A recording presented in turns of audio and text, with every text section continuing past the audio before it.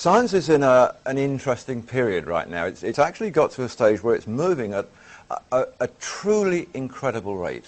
I mean, never before do I remember day-to-day discoveries. Week to week was something, month to month was pretty average, but day-to-day now, science is changing. Scientists say there's nothing that we're working on that seems to follow the rules and the laws that we were dealing with yesterday. New things are coming. So even the most notable researchers and scientists and writers in the mainstream frontliner are now sounding more like science fiction writers used to. And their work and their discoveries is in fact seeming a little preposterous to that breed of people whose vision is constrained perhaps by what they perceive to be the limits of plausible achievement.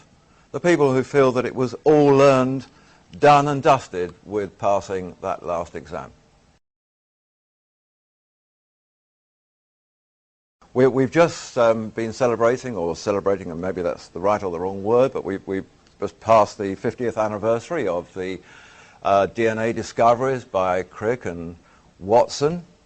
Ever since that time, ever since the 1950s, and in fact since the days of Albert Einstein himself, physicists have been searching for something which they define as the holy grail of physics, the holy grail being the ultimate quest, the ultimate relic of something that they're looking for. And they've never known quite what it was, but they know that it's there.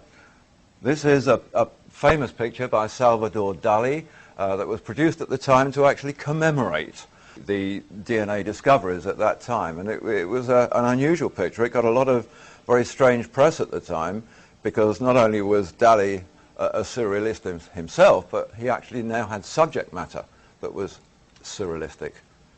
Who could portray this? How did one show DNA? What did it look like?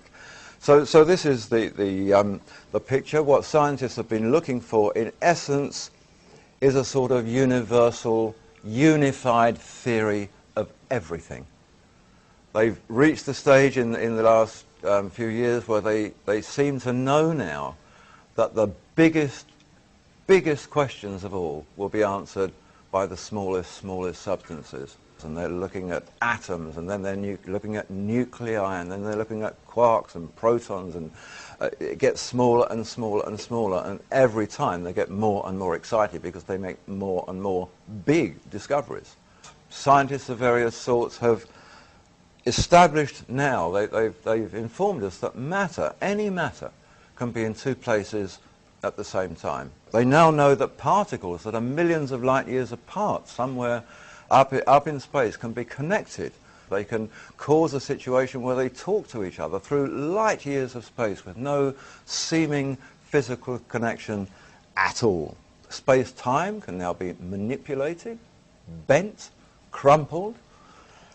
Teleportation, they say, is becoming a reality. Gravity-resistant material is now heralded for air transport, certainly for spacecraft, and everything now that they're talking about seems to be in the realms of hyperdimensional environments. Parallel universes, they call them. Dimensions beyond the space-time that we live in and are familiar with and understand. So we're going to be looking at all of this in a fairly strategic way, and we're going to be looking in particular at doing it by virtue of a particular substance which is called an orbitally rearranged monatomic element.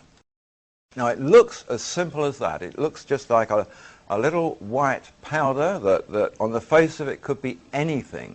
That particular powder, not so long ago, was a sliver cut from a 24-carat Canadian maple leaf gold coin. So that gold powder is nothing but the atoms of gold. It's called asymmetrically deformed high spin. It's a high spin element because the way that the nucleus is shaped and the way that the electrons spin around it changes. And it's gold in a very shocked and frightened state that simply says, I don't know what I am anymore, I'll just fall apart. It would be the same whether it was atoms of platinum or any of those metals that are classified as noble, transition group metals, the science call them. The interesting thing about it is that within the space of time that it takes to transform a piece of gold into that, we move through analysis in a situation where here it tests as gold. Here, it doesn't matter what analysis you use. You can use spectroscopy, neutron activation, chemical analysis, whatever you like. It won't tell you it's gold. It is not gold anymore. It's a very strange and unique form of silica now. And this has caused a lot of interest in the scientific world. They've actually established now that those things which are the prize valuable metals are actually constructed of atoms that aren't metal.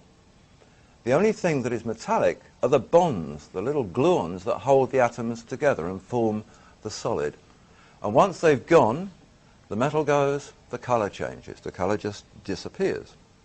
This material has become enormously important. It's become important in terms of the medical industry, it's become important in terms of the power generative industry, it's become important in terms of fuel, and therefore it moves from the operating table of the local hospital into the spacecraft somewhere up there. This is a material of great magic. In today's world, the Institute for Advanced Studies in Austin in Texas has described these materials as exotic matter. It can think of no better way to explain them. They're exotic. They conform to no rules, and that they're not like anything else they've ever known. They are not on the periodic table of elements. Science has never known about them until the last few years. Nano is a word that you'll be seeing a lot of. It is a form of measurement, it's a new measurement, and it simply means 1/1,000,000th of a millimetre. Minuscule proportion, and this is where they're making the biggest discoveries about the universe. When Lost Secrets of the Sacred Ark was first published, and that was 10 months ago, there were scientists claiming then that there was no such thing as monatomic gold. Well, that was their view then. These are some of the things that we get in today's scientific press. There is masses of this information, all about monatomic gold, about nanowires made from monatomic elements, and about their uses in various forms of technology, how important they are, how they can communicate with each other, how they resonate with DNA, how they will contain and attract energy. It can't reconfigure itself as metal. What it actually is little strings of atoms, like the top picture there. They're called clusters or microclusters. Scientists are calling these wires now. They're really like DNA strands. They group together in little clusters, like the bottom part of the picture, and form these little clusters. So what we're seeing in the powder that we were just looking at, every grain of that powder is one of these clusters at the bottom.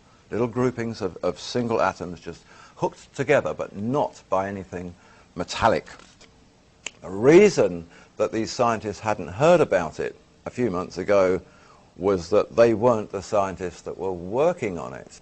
Scientists now are incredibly busy, busier than they've ever been before.